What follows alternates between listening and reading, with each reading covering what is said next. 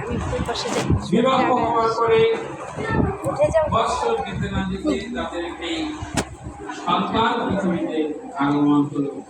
ভাগ্য করে তার পুত্র সন্তান হচ্ছে, তার নামটা জানা যায়নি। তাকে সংসারটা খুব সুন্দর চলছে, সবাই খুশি, কিন্তু মাধব গোস্বামী কিন্তু খুশি না। সংসারে আছে, সবার সব কিছু পূর্ণ করছে, কিন্তু মনটা আছে সেই এটাই ভজনে। রঘুনাথ দাস গোস্বামী বিষয় বৈষব ত্যাগ করে মহাপ্রভুর চরণে গিয়ে বলছে, বৈরাগী হব, তোমার চরণে থাকবো, তোমার সঙ্গে চলবো। মহাপ্রভু বললেন না, সংসারে যাও, মর্মক বৈরাগ্য ভালো না, সংসার ভালো। একদিন প্রভু ডাক আসবে, সেদিন চলে আসবে। আজকে মাধব গোস্বামী আসছে সংসারে, সংসার করছেন ঠিকই, সংসারের কোনো কিছু তিনি নিজেকে নিয়ে নিতে পারেন, মনটা রেখেছেন কিন্তু গোবিন্দের চরণে। এখন আস্তে আস্তে শুধু প্রার্থনা, কবে সুযোগ হবে। একদিন পিতাগত হলো, কিছুদিন পর মাতাগত হলেন, তারও কিছুদিন পর সহধর্মিণীগত হলেন। এক এক করে কিন্তু তার এই দেহের থেকে শৃঙ্খল, মনের থেকে শৃঙ্খল দূর হয়ে যাচ্ছে। আছে শুধু পুত্র সন্তান, ভগবত চরণে প্রার্থনা যে আমার কবে গতি হবে প্রভু। সব শৃঙ্খল মোচন হলেও একটা বড় মায়ার শৃঙ্খল যে সন্তান, এর জন্য কোথাও যাওয়া যাবে না।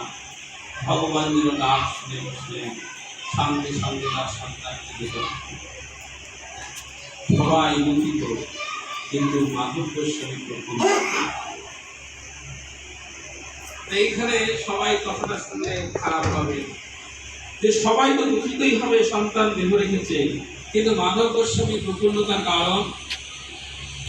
কারণ একটাই, যারা গুরুচরণ আশ্রয় করেছেন, বিষয় সম্পদ, আত্মীয় পরিজন, সর্বদিক থেকে যারা মায়াবী, ত্যাগী হয়েছে, ত্যাগ করতে সম্ভব হয়েছে, তাদের কাছে কেউ জন্মালেও আনন্দ নেই, কেউ মৃত্যুবরণ করলেও দুঃখ নেই।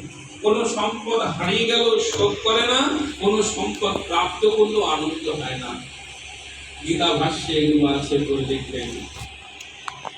বৈষ্ণবের আনন্দ একটাই, যদি সাধুগুরু বৈষ্ণব সঙ্গ হয়, কৃষ্ণ নামামৃত আস্বাদন হয়, ভগবত কথামৃত আস্বাদন হয়, প্রসাদ চরণামৃত আস্বাদন হয়, সেদিন তারা আনন্দ।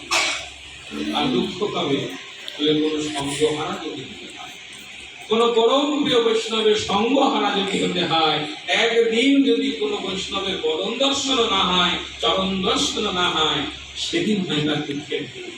তাই মাধব গোস্বামীর আজকে আনন্দ কেন না, তার সমস্ত শৃঙ্খল মোচন হয়ে গেছে। আজকে সে মুক্ত, চলে গেলেন শ্রীধাম বৃন্দাবন। লক্ষ্মী